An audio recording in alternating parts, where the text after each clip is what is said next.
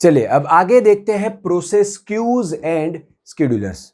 तो दोस्तों जैसे मैंने बताया कि भी प्रोसेस की पूरी जर्नी में वो काफी अलग अलग स्टेट में जाती है।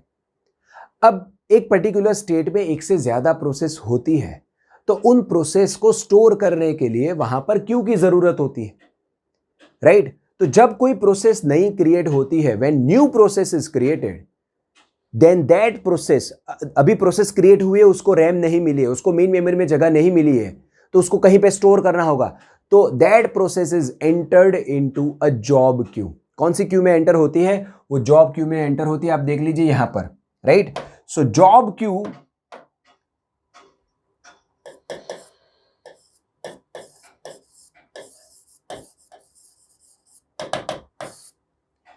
job queue is the queue for all new processes, right?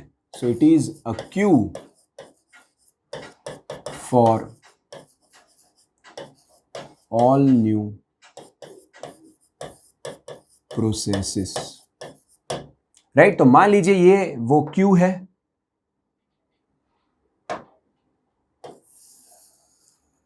ये वो क्यू है, और यहां पर समझ लीजिए कि भी चलिए ये है प्रोसेस P3, P5, P4। ये ऐसी सारी प्रोसेस है कि जो क्रिएट हो गई है लेकिन उसको अभी रैम मिली नहीं है, मेन मेमोरी मिली नहीं है, और ये है मेरी मेन मेमोरी। चलिए ये है मेरी मेन मेमोरी, और अभी मेरी मेन मेमोरी में लेट्स से, चलिए मेरी मेन मेमोरी में अभी प्रोसेस है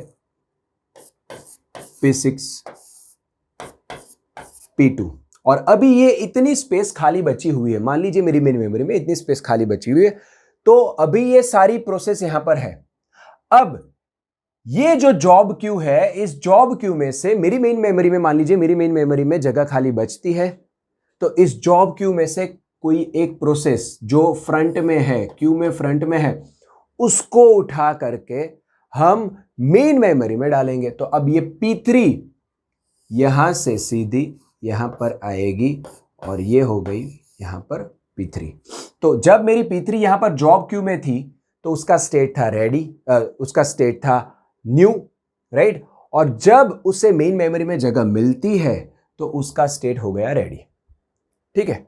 अब दोस्तों रेडी स्टेट में भी एक से ज्यादा प्रोसेस होगी, लेकिन उनको स्टोर करने के लिए तो हमारी मेन मेमोरी है, तो हमें अलग से क्यू मेंटेन करने की जरूरत नहीं है।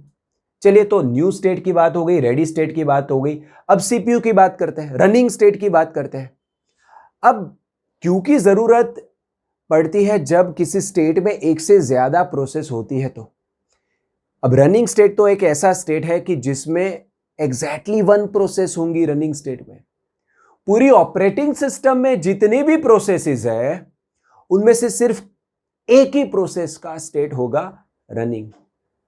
तो अगर मेरी कोई प्रोसेस रनिंग स्टेट में है तो वहां पर क्यू की जरूरत नहीं है, तो रनिंग स्टेट की बात भी खत्म हो गई।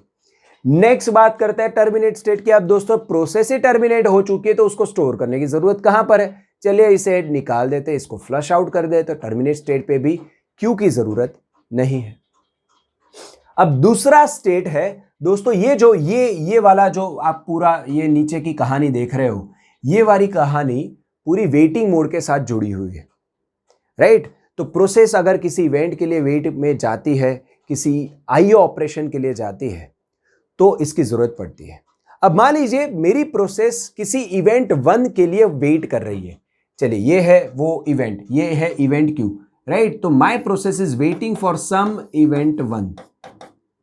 Similarly, other process is waiting for some event 1. Third process is also waiting for some event. Fourth process is also waiting for this event.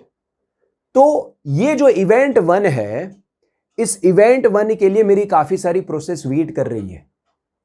अब उन प्रोसेसेस को मैं ना तो रैम में रख सकता हूं, उन प्रोसेसेस को ना तो मैं जॉब क्यू में रख सकता हूं। तो मुझे क्या करना होगा दोस्तों? मुझे उसके लिए और एक क्यू बनानी होगी, right? So that would be event queue. चलिए उसको यहां पर लेते हैं, that would be event queue.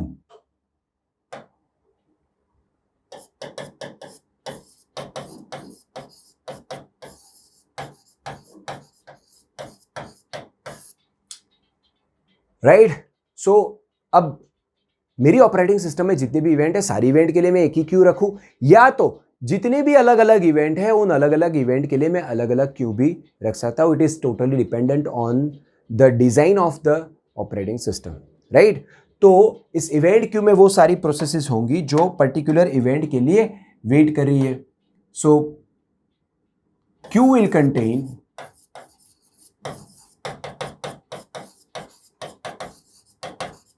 processes which are waiting for some event to happen, right?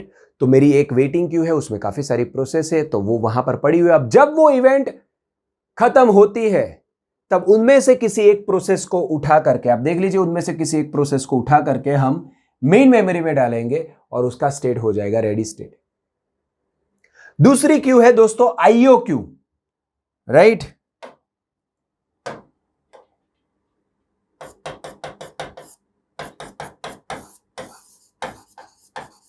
मतलब मेरी प्रोसेस जब आईओ ऑपरेशन कर रही है या तो किसी इनपुट आउटपुट डिवाइस के लिए वो वेट कर रही है, तो वो होगी अभी आईओ क्यू वाली क्यू में, राइट। और वहां पर एक से ज्यादा प्रोसेस भी वेट कर रही होती है, तो उसके लिए हमें क्यू चाहिए, राइट। तो यहां पर इस क्यू में काफी सारी प्रोसेसेस है जो आईओ ऑपरेशन कर रही है या किसी आईओ इवेंट के लिए वेट कर रही है। जब वो ऑपरेशन खत्म होता है तो यहां से वो प्रोसेस उठ करके सीधी मेन मेमोरी में जाती है और उसका स्टेट रेडी होता है। जैसे ही इस क्यू के लिए मैंने बताया, वैसे ही बाकी की क्यू के लिए आप इमेजिन कर सकते हो। ये जॉब क्यू है, वैसे ही ये इवेंट क्यू है, वैसे ही ये आईओ क्यू है, राइट। नेक्स्ट नीचे आप देखिए पेरेंट और वेट, ये this is one type of event only, right. कि भाई मान लीजिए किसी प्रोग्राम ने, किसी प्रोसेस ने चाइल्ड प्रोसेसेस क्रिएट की है, राइट। तो चाइल्ड प्रोसेसेस अब अपना अपना एग्जीक्यूशन कर रही है। अब जब तक वो चाइल्ड प्रोसेसेस अपना एग्जीक्यूशन खत्म नहीं करती है तब तक ये मेरी प्रोसेस आगे नहीं बढ़ सकती, ऐसा कुछ रिक्वायरमेंट है, तो मेरी प्रोसेस वेटिंग मोड में चली जाएगी, राइट। तो ये अलग अलग चीजें हैं, और जहां पर भी एक से ज्यादा प्रोसेस होती है, जिस स्टेट में भी एक से ज्यादा प्रोसेस होती है, तो वहां पर हमें क्यू चाहिए उस प्रोसेस को, उन प्रोसेसेस को स्टोर करने के लिए, उसका लिस्ट बनाने के लिए, ठीक है। तो वो हो गई हमारी प्रोसेस क्यू। अब बहुत ही इंपॉर्टेंट चीज है दोस्तों स्केड्यूलर हमारी पूरी ऑपरेटिंग सिस्टम में। चले इस कहानी को हम आगे ले जाते हैं, नेक्स्ट स्लाइड पे ही डिस्कस करते हैं, ठीक है। तो इसको मैं कॉपी करता हूं और नेक्स्ट स्लाइड पे इसको डिस्कस करते हैं। चलिए, अब स्केड्यूलर दोस्तों, मेरी पूरी ऑपरेटिंग सिस्टम में 3 स्केड्यूलर्स होंगे। एक होगा लॉन्ग टर्म स्केड्यूलर, दूसरा होगा शॉर्ट टर्म स्केड्यूलर, और तीसरा होगा मिड टर्म स्केड्यूलर। अब long term, short term, mid term scheduler क्या है मैं समझाने की कोशिश करता हूं। पहले डायग्राम देखिए, फिर मैं लिखकर आपको समझाता हूं। अब दोस्तों जैसे मैंने बताया भी, मेरी जो क्यू है जॉब क्यू, राइट, उसमें काफी सारी प्रोसेसेस पड़ी हुई है, and all those processes are waiting for the memory. अब वेटिंग क्यू में काफी सारी प्रोसेसेस है, उनमें से कौन सी प्रोसेस को उठा करके मेन मेमोरी में डालना, मतलब यहां पर ये जॉब क्यू है, यहां पर काफी सारी प्रोसेस है। एक तो सिंपल सा एल्गोरिथम मैंने आपको बता दिया, भाई जो पहली है उसको ले लीजिए, लेकिन ऐसा नहीं होता है, राइट। तो इनमें से कौन सी प्रोसेस को उठा करके मेन मेमोरी में डालना, ये जो डिसीजन लेता है, ये डिसीजन लेता है दोस्तों long term scheduler, right. So ultimately, can we say that this long-term scheduler decides how many processes will reside in main memory? Can we say long-term scheduler decides how many processes reside in main memory? And hence, we usually say that long-term scheduler handles the degree of multi-programming. Right? चलिए, तो long-term scheduler क्या करता है, उसका काम क्या है, लिखते हैं। First is long-term scheduler.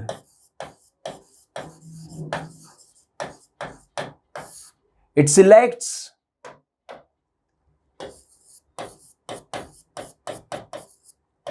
which process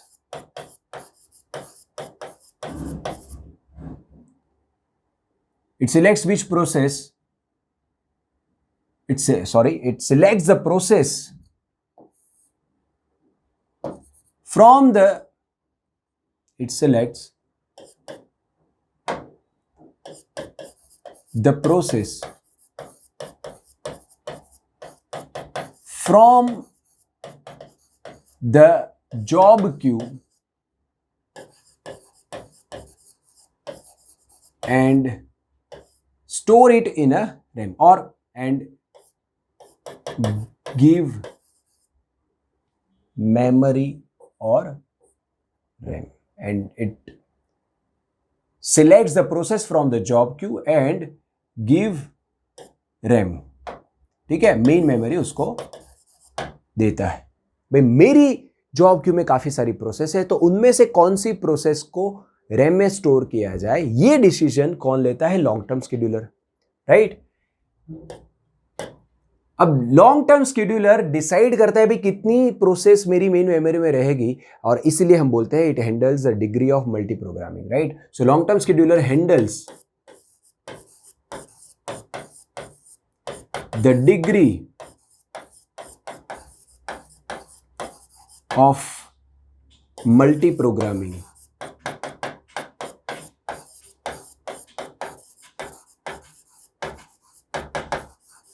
It handles the degree of multi-programming. And दोस्तों ये जो लॉन्ग टर्म शेड्यूलर है वो फ्रिक्वेंटली कॉल नहीं होता है, उसकी ज़रूरत नहीं पड़ती है। So not gate called frequently.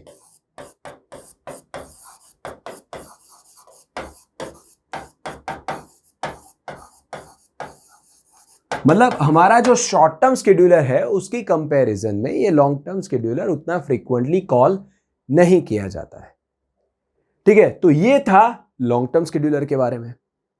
अब बात करते हैं दोस्तों शॉर्ट टर्म शेड्यूलर की। अब दोस्तों आप इतना समझ लीजिए, भाई मेरी मेन मेमोरी में काफी सारी प्रोसेसेस आ चुकी है, अब उनमें से किसी एक प्रोसेस को ही प्रोसेसर मिलेगा। भाई कौन सी प्रोसेस को प्रोसेसर मिलेगा ये डिसीजन तो भी किसी को लेना पड़ेगा, तो उसके लिए है शॉर्ट टर्म शेड्यूलर, राइट। चलिए तो देखते हैं शॉर्ट टर्म शेड्यूलर क्या है। इसी कहानी को रिपीट करते हैं। चलिए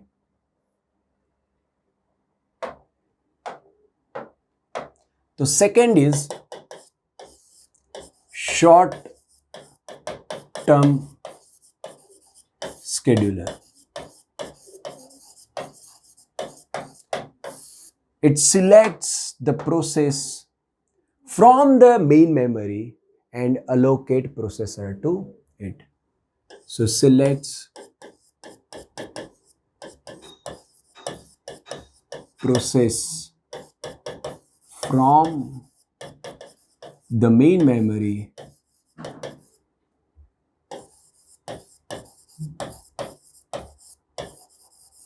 and allocate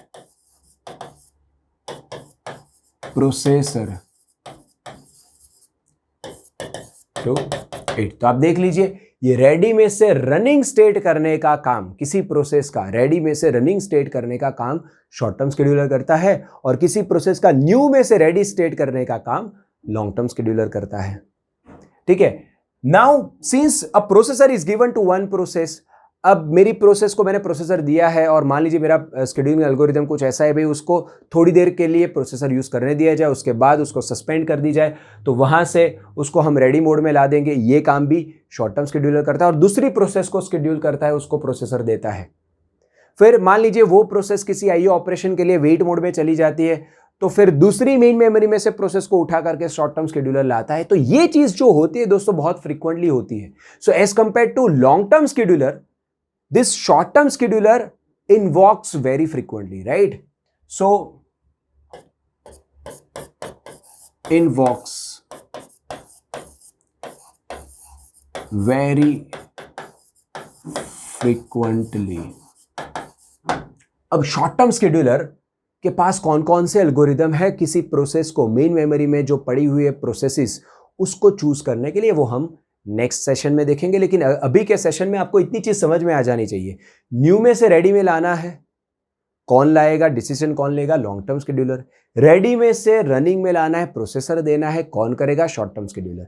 अब दोस्तों दूसरा शेड्यूलर भी है जिसे हम बोलते हैं मिड टर्म शेड्यूलर, राइट।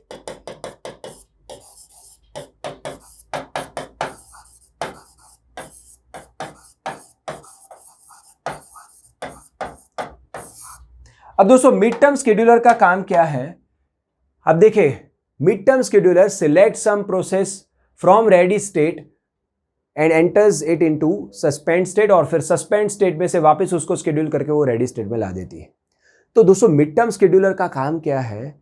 कोई प्रोसेस या तो रेडी स्टेट में है, उसको उठा करके वापस हार्ड डिस्क में डाल देना, या तो रेडी स्टेट में से सस्पेंड स्टेट में डाल देना, या तो ये सारी जो वेटिंग वाली क्यू है वहां से उठा करके सस्पेंड स्टेट में डाल देना, right.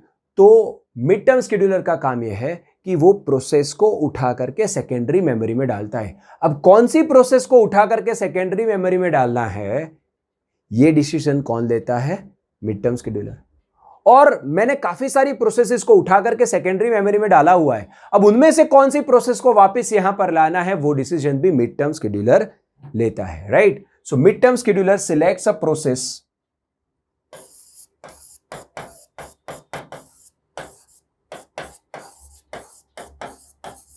it selects a process to be stored back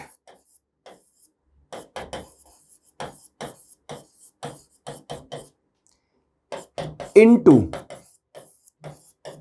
secondary memory, to be stored back into secondary memory temporarily, right।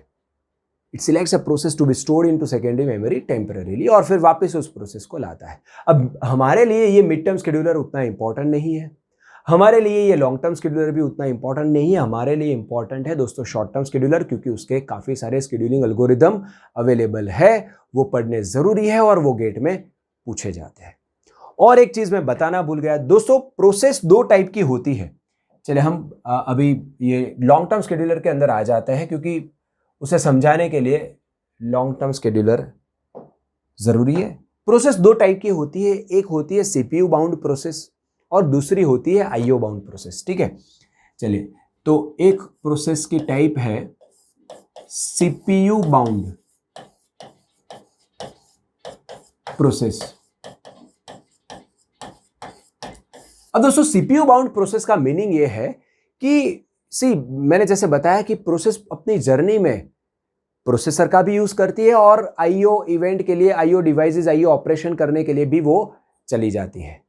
तो CPU bound process is a process which requires processor most of the time and it does IO operation for very short duration, right? So what we say that requires CPU for long duration and for very short duration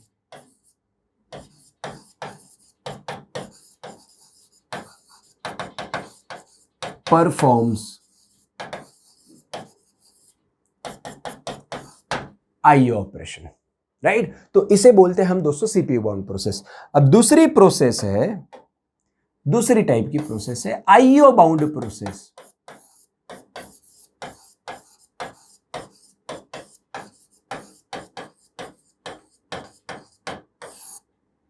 अब दोस्तों IO bound process ऐसी होती है उस totally CPU bound process की उल्टी, which requires most of the time doing IO and for very short duration it requires CPU. So CPU is requires CPU for very short duration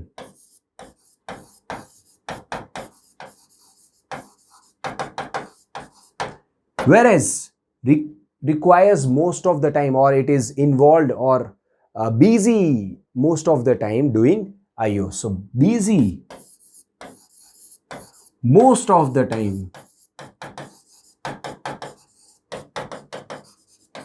doing IO operation. ठीक है, अब समझ लीजिए, बहुत ध्यान से सुनना, समझ लीजिए, मेरे पास मेरी जो क्यू है, राइट, जॉब क्यू, इस जॉब क्यू में काफी सारी प्रोसेस है। अब इनमें से समझ लो भाई, जो प्रोसेस मैं येलो पेन से लिख रहा हूं, वो सारी सीपीयू बाउंड प्रोसेस है। तो ये है P1, P2, P4, और जो मैं ग्रीन पेन से लिख रहा हूं वो सारी IO बाउंड प्रोसेस है। ठीक है, P3, P5, P6, चलिए ऐसी काफी सारी प्रोसेस है मेरी जॉब क्यू में। ठीक है, अब ये है मेरी मेन मेमोरी। चलिए, अब जॉब क्यू में से मेन मेमोरी में लाने का काम है हमारे लॉन्ग टर्म शेड्यूलर का। अब मान लो मेरा लॉन्ग टर्म शेड्यूलर और यहां पर है प्रोसेसर। चलिए प्रोसेसर को भी ड्रॉ कर देते हैं, उसको भी लगे भी मुझे भी किसी ने पूछा। तो ये है मेरा प्रोसेसर। चलिए ठीक है, तो यहां से यहां लाने का काम लॉन्ग टर्म शेड्यूलर का और यहां से यहां लाने का काम शॉर्ट टर्म शेड्यूलर का। चलिए, ये है मेरा प्रोसेसर, ये है मेरी जॉब क्यू और ये है मेरी रैम। अब मान लीजिए मेरा लॉन्ग टर्म शेड्यूलर ऐसा है कि वो सारी IO बाउंड प्रोसेस को सिलेक्ट करके वो रैम में डाल रहा है। तो उसने P3 को डाला रैम में, उसने P5 को डाला रैम में, उसने P6 को डाला रैम में। अब इनमें से, तो ठीक है, यहां से यहां ये जो लॉन्ग टर्म शेड्यूलर ने ये सिलेक्ट किया है। ठीक है, अब इनमें से शॉर्ट टर्म शेड्यूलर ने पहले P3 प्रोसेस को प्रोसेसर दिया। अब ये P3, P5, P6 ग्रीन है, मतलब ये सारी IO बाउंड प्रोसेस है, मतलब वो बहुत ही शॉर्ट टाइम के लिए CPU उसको चाहिए होगा, फिर वो IO ऑपरेशन करने के लिए चली जाएगी। वापस बहुत ही शॉर्ट टाइम के लिए उसको CPU चाहिए होगा, वापस वो IO ऑपरेशन करने चली जाएगी। इसको अगर मैं टाइमलाइन में दिखाना चाहूं तो शायद आपको वो अच्छे से समझ में आए। तो मान लो ये है मेरी टाइमलाइन। चलिए उसको अच्छे से ड्रॉ करते हैं। तो मान लीजिए ये है टाइमलाइन, और जो हमारी CPU बाउंड प्रोसेस होती है, it requires maximum time for CPU, फिर बहुत ही शॉर्ट टाइम, ये इतने शॉर्ट टाइम के लिए उसने IO ऑपरेशन यूज करना है। यहां पर IO, वापिस बहुत लॉन्ग टाइम के लिए वो CPU यूज करना चाहती है। जबकि IO बाउंड प्रोसेस जो है वो कुछ इस प्रकार की है दोस्तों। ठीक है, और IO बाउंड प्रोसेस में ज्यादातर टाइम मेरी प्रोसेस IO ऑपरेशन करना चाहती है और बहुत ही शॉर्ट टाइम के लिए उसे CPU चाहिए। वापस IO ऑपरेशन, वापस बहुत ही शॉर्ट टाइम के लिए CPU चाहिए। अब होगा क्या, मेरे लॉन्ग टर्म शेड्यूलर ने सारी की सारी IO बाउंड प्रोसेस को चूज की हुई है, तो होगा क्या दोस्तों, वो प्रोसेस थोड़े टाइम के लिए, चलिए यहां पर थोड़े टाइम के लिए वो CPU यूज करती है, थोड़े टाइम, इतने टाइम के लिए वो CPU यूज करेगी और उसके बाद वो इनपुट आउटपुट ऑपरेशन करने चली जाएगी। तो मान लीजिए यहां पर हमने ये जो प्रोसेस P3 चूज की हुई है उसको प्रोसेसर दिया, बहुत ही कम टाइम के लिए वो हमारे प्रोसेसर को यूज करेगी और वापस IO करने चली जाएगी। उसके बाद राइट, तो ये यहां से यहां आएगी और तुरंत ही वेटिंग मोड में चली जाएगी। उसके बाद मेरा जो शॉर्ट टर्म शेड्यूलर है उसको दूसरी प्रोसेस चूज करनी होगी और उसको प्रोसेसर देना होगा। वापस वो थोड़ा CPU यूज करेगी, वेटिंग मोड में चली जाएगी। वापस वो P6 चूज करेगा, वो थोड़ा यूज करेगी, वापस वो वेटिंग मोड में चली जाएगी। अब दोस्तों, किसी प्रोसेस को हम CPU देते हैं, राइट, उसके बाद हम जब किसी दूसरी प्रोसेस को CPU देते हैं तो उसे बोलते हैं हम context switch.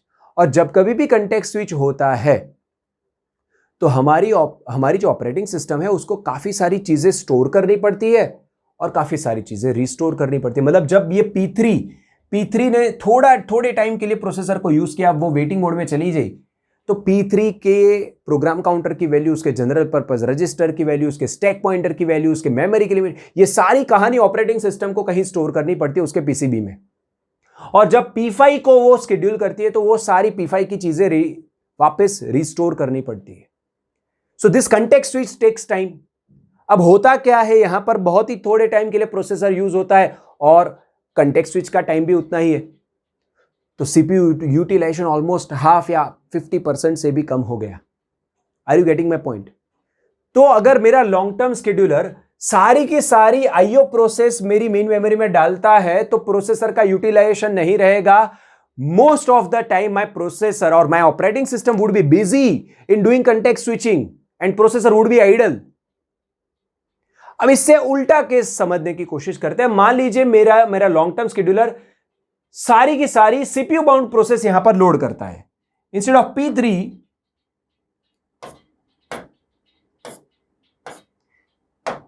P3 it stores let's say P1, P2 and P4, ये सारी सीपीयू बाउंड प्रोसेस। अब यहां पर क्या होगा, ये लोड हो गई, यहां पर लॉन्ग टर्म शेड्यूलर ने लोड की। अब यहां से शॉर्ट टर्म शेड्यूलर ने P1 को सिलेक्ट किया। P1 is requiring CPU time for longer duration of time.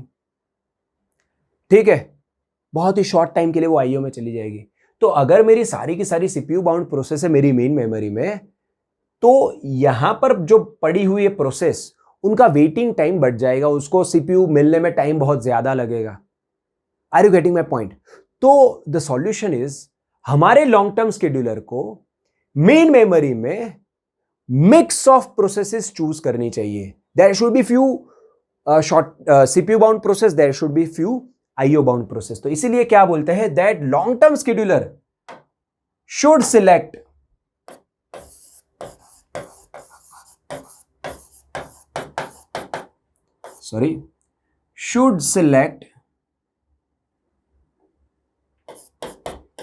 mix of IO bound and CPU bound processes to reside in main memory for efficient CPU utilization.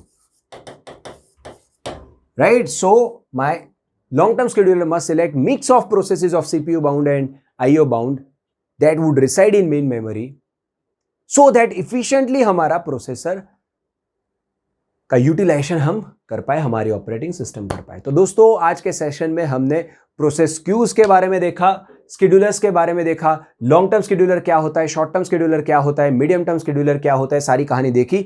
New में से ready state में, right, मतलब memory में लाने का काम long term scheduler का है और मेमोरी में से प्रोसेसर देने का काम शॉर्ट टर्म शेड्यूलर का है। मीडियम टर्म शेड्यूलर टेम्पररीली किसी प्रोसेस को उठा करके हार्ड डिस्क में डाल देता है, वो है मीडियम टर्म शेड्यूलर। हमारे लिए इंपॉर्टेंट है शॉर्ट टर्म शेड्यूलर, जो कि हम नेक्स्ट सेशन से उसके एल्गोरिदम, कौन सी प्रोसेस को उठा करके हम प्रोसेसर देंगे, उसके लिए काफी एल्गोरिदम है, वो देखेंगे। Thank you.